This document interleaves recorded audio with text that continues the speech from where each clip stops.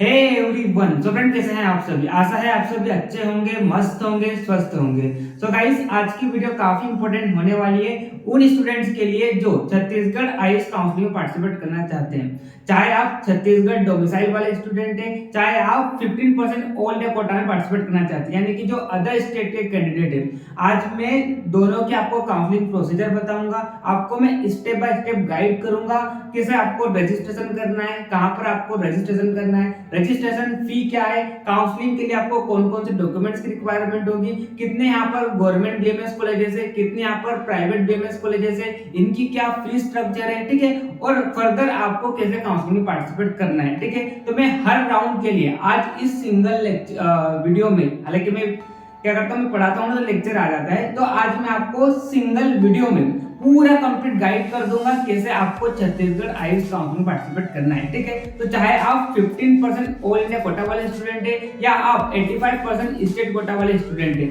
आज मैं आपको कंप्लीट गाइड करूंगा, ठीक है। तो सबसे पहले आपको यह पता होना चाहिए कि छत्तीसगढ़ आईएएस काउंसलिंग के लिए कौन सी वेबसाइट है, ठीक है। तो आप जैसे ही गूगल पर जाएंगे और छत्तीसगढ़ आयुष काउंसलिंग सर्च करेंगे तो आपके सामने सबसे ऊपर ही cgayush.admission.nic.in इस तरह से आपको वेबसाइट मिल जाएगी। आप जैसे ही उस पर क्लिक करेंगे तो कुछ इस तरह से आपको छत्तीसगढ़ आयुष काउंसलिंग का इंटरफेस दिखाई देगा, ठीक है। देखिए आप यहाँ पर देख सकते हैं, ठीक है, कुछ इस तरह से। हालांकि अभी वेबसाइट अपडेट नहीं की गई है, ठीक है। तो आपको ये जो डाटा है वो 2023 का मिलेगा, ठीक। लेकिन जैसे ही वेबसाइट अपडेट हो जाएगी तो यहाँ पर आपको न्यूज एंड इवेंट्स में आप देखिए, यहाँ पर आपको न्यूज एंड इवेंट्स में आपको सारी इंफॉर्मेशन मिलेगी, ठीक है। और जैसे ही शेड्यूल आएगा तो मैं शेड्यूल के रिगार्डिंग वीडियो अपलोड कर दूंगा। तो अगर आपने चैनल को सब्सक्राइब नहीं किया तो आप चैनल को सब्सक्राइब कर लीजिए। आपको यहाँ पर छत्तीसगढ़ आयुष काउंसलिंग के रिगार्डिंग एक भी वीडियो आपकी मिस नहीं होगी, ठीक है, अगर आप चैनल को सब्सक्राइब कर लेते हैं तो। साथ में आप बेल नोटिफिकेशन को भी ऑन कर लीजिए। जैसे ही आप बेल नोटिफिकेशन को ऑन करते हैं तो उससे क्या होता है कि जैसे ही मैं कोई वीडियो अपलोड करता हूं तो आपके पास नोटिफिकेशन आ जाता है, ठीक है। तो ये तो थी हमारी वेबसाइट, ठीक है, कहां पर आपको रजिस्ट्रेशन करना है। फिर आपको बता देता हूं, आप छत्तीसगढ़ आयुष काउंसलिंग सर्च करेंगे तो सबसे पहले नंबर पे ही cgayush.admission.nic.in ये वेबसाइट आ जाएगी। तो आप जैसे ही इस पर क्लिक करेंगे तो आपके सामने कुछ इस तरह से इंटरफेस खुलकर आ जाएगा, ठीक है। अब चाहे आप 15% ऑल इंडिया कोटा वाले स्टूडेंट हो या आप 85% स्टेट कोटा वाले स्टूडेंट हो, सबकी क्या होती है, कॉमन काउंसलिंग होती है, यानी कि सबका एक साथ रजिस्ट्रेशन होता है, ठीक है।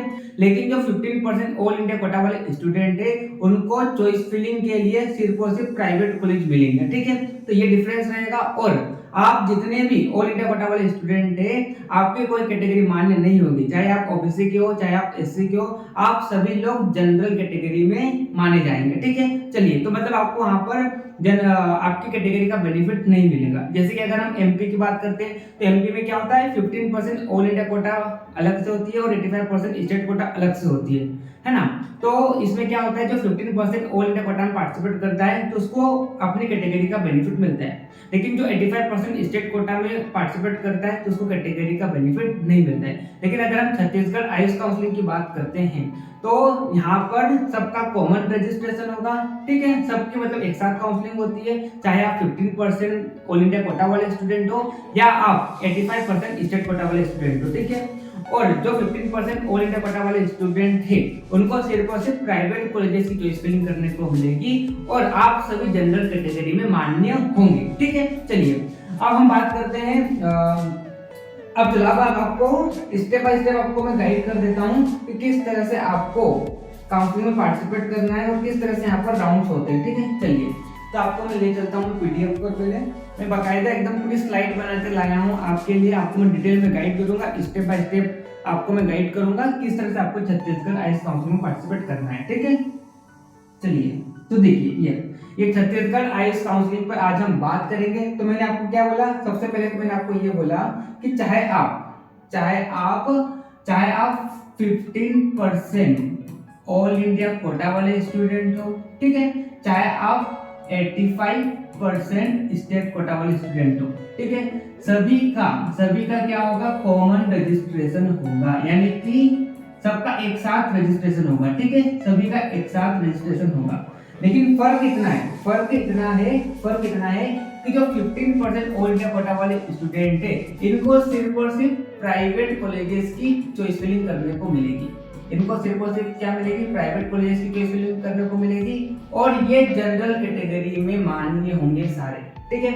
और जो 85% स्टेट कोटा वाले स्टूडेंट है इनको तो प्राइवेट की चॉइस फिलिंग करने को भी मिलेगी और इनको गवर्नमेंट कॉलेजेस की चॉइस फिलिंग करने को भी मिलेगी, ठीक है। चलिए अब हम आगे बढ़ते हैं।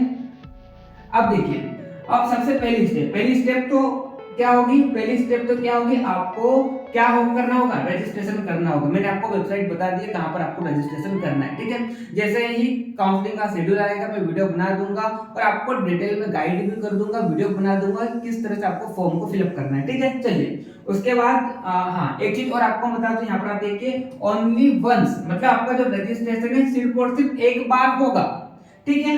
If required will be in stray vacancy round. तो आपको मैं बता दूं कि छत्तीसगढ़ आइस काउंसलिंग में कितने राउंड होते हैं टोटल, छत्तीसगढ़ आइस काउंसलिंग में टोटल 4 राउंड्स होते हैं, ठीक है। एक तो पहला राउंड होता है, ठीक है, फर्स्ट राउंड फर्स्ट होता है, ठीक है। राउंड सेकंड होता है, उसके बाद क्या होता है, उसके बाद मॉपअप राउंड आ जाता है और उसके बाद अगर मॉपअप राउंड आ जाता है, ठीक है, चलिए मॉपअप मान लो। और उसके बाद अगर मान लो सीट वेकेंट रहती है तो यहाँ पर स्ट्रे वैकेंसी राउंड होता है। अगर सीट वेकेंट रह जाती है तो यहाँ पर क्या होता है, स्ट्रे वैकेंसी राउंड होता है, ठीक। तो यहाँ पर इन्होंने क्या बोला, ध्यान से समझना सब लोग, यहाँ पर इन्होंने क्या बोला कि रजिस्ट्रेशन है वो सिर्फ और सिर्फ एक बार होगा, है ना। यानी कि आप राउंड फर्स्ट के लिए काउंसलिंग पार्टिसिपेट करेंगे तो वहीं पर क्या होगा, रजिस्ट्रेशन होगा। राउंड 2 में रजिस्ट्रेशन पोर्टल नहीं खुलेगा, मॉपअप राउंड में रजिस्ट्रेशन पोर्टल नहीं खुलेगा। स्ट्रे वैकेंसी राउंड अगर होता है और कब होगा, अगर सीट वैकेंट रहती है तो यहाँ पर रजिस्ट्रेशन पोर्टल खुलेगा। तो जो भी स्टूडेंट छत्तीसगढ़ आइस काउंसलिंग में पार्टिसिपेट करने को सोच रहा है तो उसको फर्स्ट राउंड से ही रजिस्ट्रेशन कर लेना है, क्योंकि सेकंड राउंड में रजिस्ट्रेशन करने को नहीं मिलेगा, मॉपअप राउंड में भी नहीं मिलेगा और स्ट्रे वैकेंसी राउंड में मिलेगा, लेकिन कोई फायदा भी नहीं रहेगा कि उस वहां तक तो बहुत कम सीट वैकेंट रहेगी, ठीक है। तो जो छत्तीसगढ़ आइस काउंसलिंग में पार्टिसिपेट करना चाहता है तो आपको फर्स्ट राउंड से ही क्या कर लेना है, रजिस्ट्रेशन कर लेना है, ठीक। चलिए अब हम आगे बढ़ते हैं। स्टेप सेकंड देखो, अब जैसे आप रजिस्ट्रेशन कर लेंगे, है ना, तो क्या होगा, आपकी स्टेट मेरिट लिस्ट अपलोड की जाएगी, आपके रैंक के अकॉर्डिंग, आपके मार्क्स के अकॉर्डिंग वेबसाइट पर स्टेट मेरिट लिस्ट आएगी, ठीक है। फिर वहां पर सीट मैट्रिक्स आपको बता दिया जाएगा, मैं आपको आगे बताऊंगा कि कितने कॉलेजेस हैं यहाँ पर, ठीक है। और फिर आपको फिर क्या करना है, चॉइस फिलिंग करना है, ठीक है। चलिए अब हम बात कर लेते हैं कितने कॉलेजेस है। तो देखिए अगर मैं छत्तीसगढ़ में बीएमएस के गवर्नमेंट कॉलेजेस की बात करूं, यहाँ पर 2 गवर्नमेंट कॉलेज है। एक तो कौन सा है, श्री नारायण प्रसाद अवस्थी गवर्नमेंट आयुर्वेद कॉलेज जो कि कहां पर है, रायपुर में, ठीक है। उसके बाद दूसरा कॉलेज है गवर्नमेंट आयुर्वेद कॉलेज जो कि कहां पर है, बिलासपुर में। तो ये दोनों कॉलेज किसके हैं, बीएमएस के, और कौन से ये गवर्नमेंट कॉलेज है, ठीक है। वही अगर हम प्राइवेट कॉलेजेस की बात करें तो यहाँ पर टोटल कितने प्राइवेट कॉलेज है छत्तीसगढ़ में, टोटल 4 प्राइवेट कॉलेजेस है। एक तो कौन सा है, राजीव लोचन आयुर्वेद कॉलेज जो कि कहां पर है, जो कि दुर्ग में, ठीक है। उसके बाद दूसरा है छत्तीसगढ़ आयुर्वेद कॉलेज जो कि मंकी में, उसके बाद मनकी है ना, उसके बाद भारतीय आयुर्वेदिक कॉलेज जो कि कहां पर है, दुर्ग में, और एक और है महावीर आयुर्वेदिक कॉलेज, ठीक है। इसके बाद अगर हम बीएचएमएस की बात करते हैं, यहाँ पर रायपुर होम्योपैथिक मेडिकल कॉलेज, एक होम्योपैथिक कॉलेज जो कि प्राइवेट है, और उसके बाद यहाँ पर श्री महावीर नेचुरोपैथी मतलब बीएनवाईएस कोर्स के लिए ये भी क्या है, प्राइवेट कॉलेज है, ठीक है। तो मैंने आपको कॉलेज के बारे में बता दिया, ठीक। अब देखो एक चीज और भी आपको बता दूं कि यहाँ पर रजिस्ट्रेशन फी कितनी लगेगी, ठीक है। मैं रजिस्ट्रेशन फी आपको बता देता हूँ, यहाँ पर बताता हूँ, ठीक है।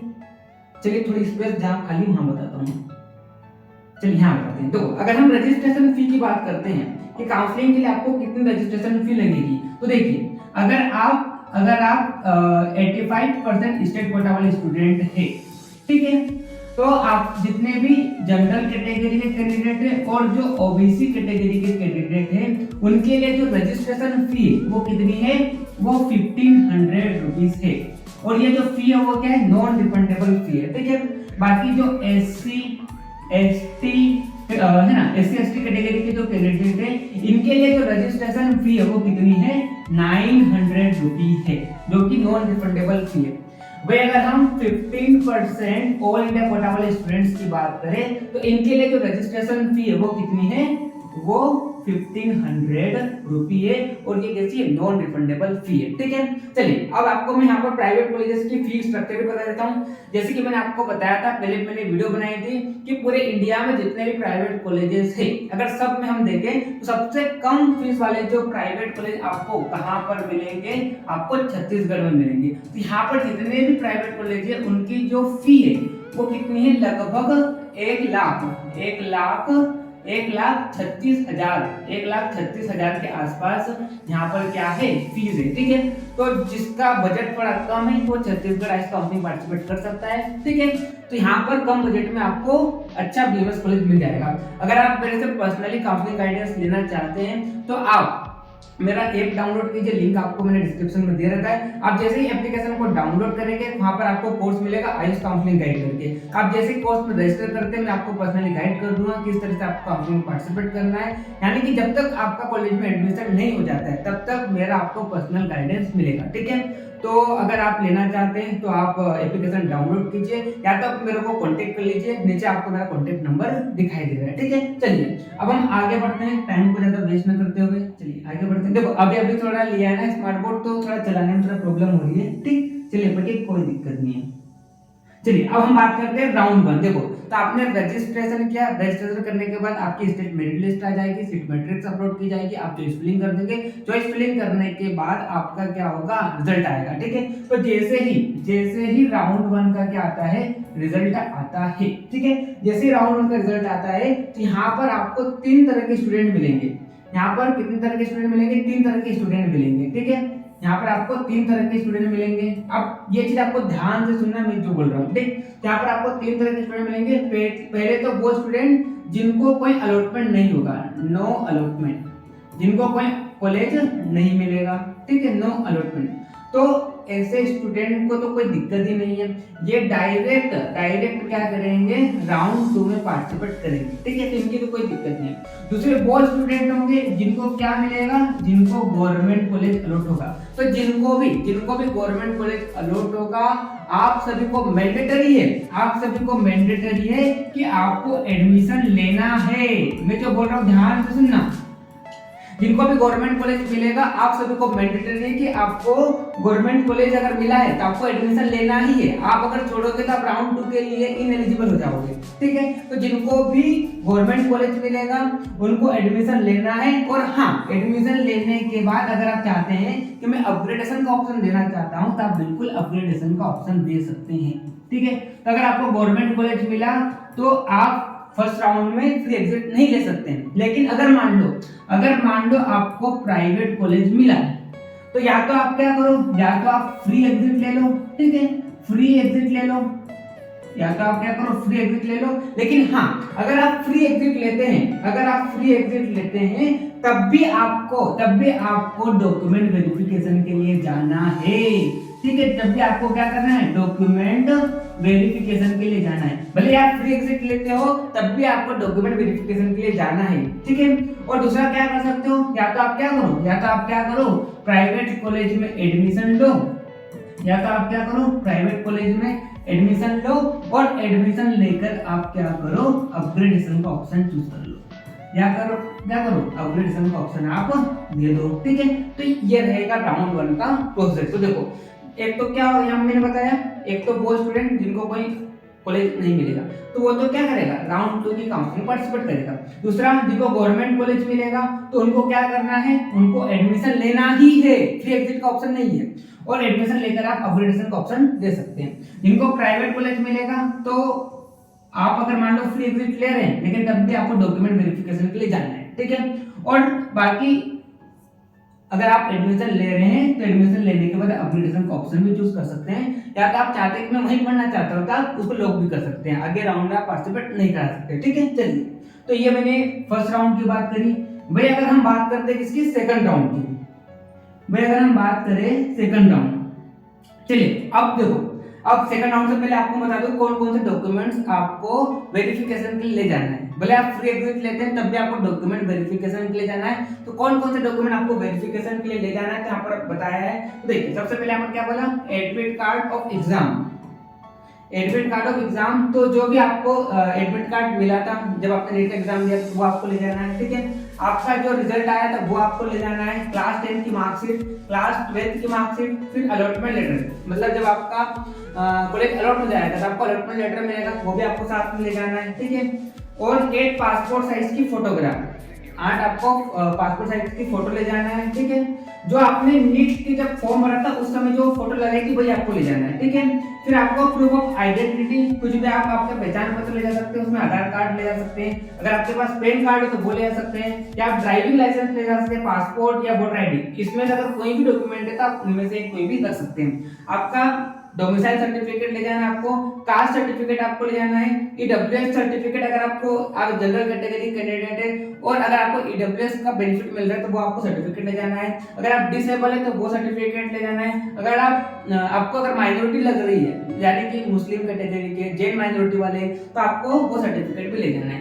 फिर आपका गैप सर्टिफिकेट, अगर मान लो आपने 12th के बाद ड्रॉप लिया है तो आपको वो गिफ्ट सर्टिफिकेट ले जाना है, ठीक है। फिर आपका टीसी ले जाना है जो कि आपको स्कूल से मिलेगा, आपको कैरेक्टर सर्टिफिकेट आपका जो कि कहाँ से मिलेगा, स्कूल से मिलेगा, माइग्रेशन सर्टिफिकेट आपको ले जाना है और आपका मेडिकल फिटनेस सर्टिफिकेट। तो इतने सारे डॉक्यूमेंट आपको क्या करना है, डॉक्यूमेंट वेरिफिकेशन के लिए ले जाना है, ठीक है। चलिए अब हम बात करते हैं सेकंड राउंड में क्या रूल है। तो देखिए अब सेकंड राउंड के अगर मैं रूल की बात करूं तो सेकंड राउंड में क्या होगा, राउंड 2 की अगर हम बात करते हैं तो इसमें भी आपको 3 कैटेगरी के स्टूडेंट मिलेंगे। पहले तो वो जिनको कोई अलॉटमेंट नहीं होगा, जिनको कोई कॉलेज नहीं मिला, ठीक है। तो जिनको कोई कॉलेज नहीं मिला वो क्या करेगा, वो क्या करेगा, मॉपअप राउंड यानी कि राउंड 3 यानी कि इसको अपन मॉपअप राउंड बोल सकते हैं। तो मॉपअप राउंड में वो क्या करेगा, पार्टिसिपेट करेगा, ठीक है।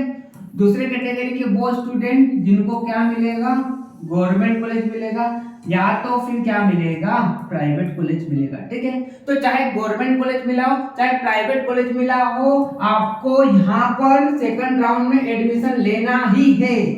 क्या बोला मैंने, यहाँ पर आपको एडमिशन लेना ही है, ठीक है।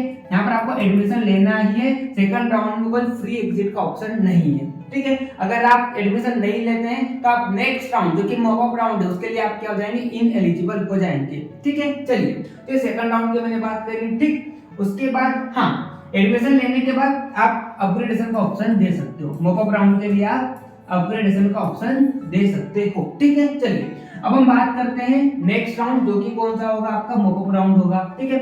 मॉपअप राउंड की अगर हम बात करते हैं तो यहाँ पर क्या होगा, एक तो वो स्टूडेंट होंगे, है ना, यहाँ पर भी 3 कैटेगरी के मिलेंगे आपको स्टूडेंट। एक तो वो होंगे जिनको कोई अलॉटमेंट नहीं होगा, ठीक है, जिनको कोई कॉलेज नहीं मिलेगा, तो फिर वो क्या करेगा, वो स्ट्रे वैकेंसी राउंड में पार्टिसिपेट करेगा, स्ट्रे वैकेंसी राउंड में पार्टिसिपेट करेगा। अब मैंने आपको बोला था कि स्ट्रे वैकेंसी राउंड के लिए फिर से रजिस्ट्रेशन पोर्टल खुलेगा, ठीक है, फिर से रजिस्ट्रेशन पोर्टल खुलेगा। लेकिन जिन्होंने ऑलरेडी रजिस्ट्रेशन कर चुके हैं फर्स्ट राउंड से ही, तो उनको दोबारा से रजिस्ट्रेशन नहीं करना है, ठीक है। लेकिन यहाँ पर कोई कैंडिडेट अगर मान लो फ्रेश रजिस्ट्रेशन करना चाहता है तो बिल्कुल आप कर सकते हो, ठीक है। या तो वो स्टूडेंट यहाँ पर पार्टिसिपेट कर सकते हैं स्ट्रे वैकेंसी राउंड में जिनको फर्स्ट सेकंड या थर्ड राउंड में कॉलेज मिल गया था लेकिन उन्होंने कॉलेज नहीं लिया। लेकिन आपको क्या करना पड़ेगा, यहाँ पर फिर से रजिस्ट्रेशन करना होगा। अगर आपको कॉलेज मिल गया लेकिन आपने नहीं लिया और अगर आप चाहते हैं कि स्ट्रे वैकेंसी राउंड में पार्टिसिपेट करो तो आपको फिर रजिस्ट्रेशन करना होगा, ठीक है। चलिए भाई अगर हम मॉपअप राउंड के सेकंड कैटेगरी वाले स्टूडेंट्स की बात करें तो या तो गवर्नमेंट कॉलेज मिलेगा या क्या मिलेगा, या प्राइवेट कॉलेज मिलेगा, ठीक है। यहाँ पर कोई अपग्रेडेशन का ऑप्शन नहीं है, आपको यहाँ पर एडमिशन लेना ही है, एडमिशन आपको यहाँ पर लेना ही है, आगे आपको अपग्रेडेशन का ऑप्शन नहीं मिलेगा, ठीक है। चलिए उसके बाद अगला जो राउंड आएगा वो कौन सा आएगा, स्ट्रे वैकेंसी राउंड आएगा। अगर सीट वैकेंट रह जाती है तो स्ट्रे वैकेंसी राउंड होगा, अगर नहीं होती तो मॉपअप राउंड में ही काउंसलिंग क्लोज हो जाएगी। अगर मान लो होता है तो फिर से रजिस्ट्रेशन पोर्टल खुलेगा, जो न्यू कैंडिडेट वहां पर पार्टिसिपेट करना चाहते हैं तो बिल्कुल आप कर सकते हैं। जिन्होंने ऑलरेडी रजिस्ट्रेशन कर चुके फर्स्ट राउंड से उनको स्ट्रे वैकेंसी राउंड में रजिस्ट्रेशन नहीं कराना होगा, ठीक है। तो ये मैंने आज आपको छत्तीसगढ़ आइस काउंसलिंग का डिटेल में आपको मैंने गाइड किया और इसी तरह की काउंसलिंग से रिलेटेड आपको वीडियोस मिलती रहेगी। तो अगर आपने मेरा चैनल को सब्सक्राइब नहीं किया तो आप चैनल को सब्सक्राइब कर लीजिए, साथ में आप बेल नोटिफिकेशन को ऑन कर लीजिए, ठीक है। क्योंकि इसी तरह से आपको लगातार अब से काउंसलिंग से रिलेटेड सारी इंफॉर्मेशन मिलेगी। और अगर आप ऐसे पर्सनली काउंसलिंग गाइडेंस लेना चाहते हैं तो आपको मैंने एप्लीकेशन का लिंक डिस्क्रिप्शन में दे रखा है, या तो मेरे कॉन्टैक्ट नंबर आपको स्क्रीन पर दिखाई दे रहे हैं, तो आप मेरे को कॉन्टेक्ट कर सकते हैं। तो मिलते हैं नेक्स्ट वीडियो में, तब तक के लिए okay bye, see you again.